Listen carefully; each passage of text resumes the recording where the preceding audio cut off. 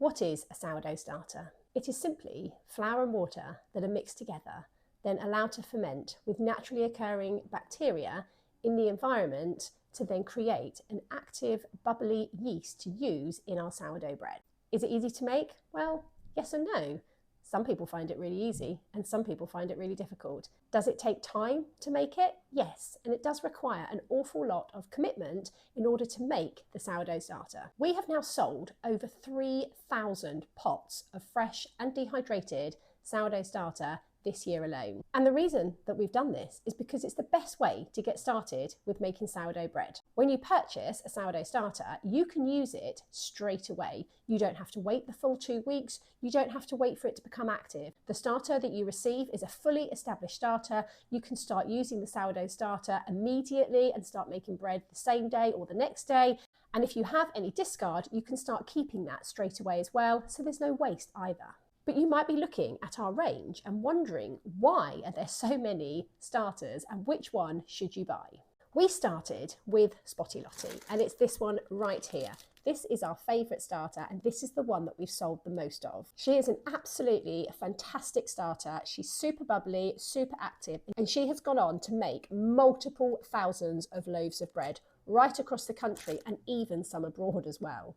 But some of our customers don't want to use this particular one for dietary requirements and even just for taste and choice as well. So that's why we have developed a full sourdough starter range. So this is our newest sourdough starter. It's the gluten-free starter. Her name is Betty. She's very nice. She makes nice bread. We make this using a gluten-free flour, and it does work well, and we've had some really great successes from it. Our next one is the whole wheat starter, and this is made using a whole wheat, wholemeal flour, and this one is called Wheatus. This one is becoming increasingly popular as people are wanting to choose to make whole wheat breads. Now, you can use any of the starters with any of the flours, but it very much depends on how you want your starter to behave and then what loaf you want to create at the end based on flavour and choice. And then our fourth one that we have as a fresh version is Olive, and this is our organic sourdough starter. This one has become increasingly popular because people are wanting to choose to make their bread using organic flours. And again, that's why we offer these four here, because everybody gets a choice. We have then created 2 dehydrated starters, and we are going to include the other 2 into this range as well. We have the whole wheat starter, and then we have the white starter as well, but we're going to be increasing the organic one into that, and then I'm going to be looking at the gluten-free, do a few more tests on that one before we release that, just to make sure that you are able to revive that at home using the gluten-free version. What happens when you purchase one of our starters, and what do you do at home? So inside the fresh pots, you'll receive a card that looks just like this. And then on the back is the instructions of what you need to do and how you need to proceed when it arrives. Now, the reason why we offer the fresh and the dehydrated is because when the fresh ones arrive, you do need to feed those straight away, whereas the dehydrated version, you can just leave those to one side and then come back to that later. So if you were planning in advance or you were sending it to a friend or something, you might want to do the dehydrated version. But if you're eager to start baking straight away, then grab the fresh version and then you can get started as soon as it arrives. What you do need to have in preparation for when it arrives is you do need to have a jar, and you need to have some flour as well.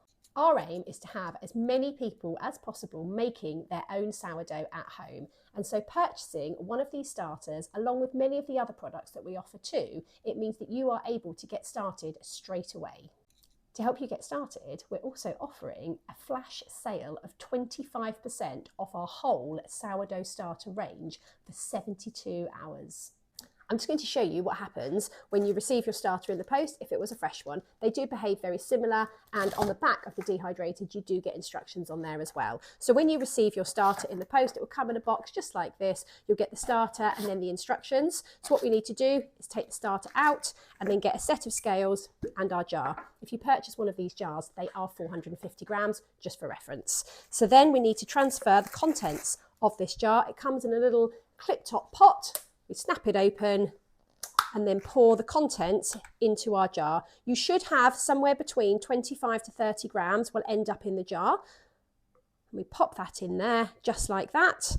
Then we zero the scales, and then we add in 50 grams of flour and 50 grams of water. This very first feed will be a 1 to 2 to 2 ratio, which will be very good because it's been travelling in the post for you for a couple of days. We try to get it to you as quickly as possible, but our success rate on this is absolutely fantastic.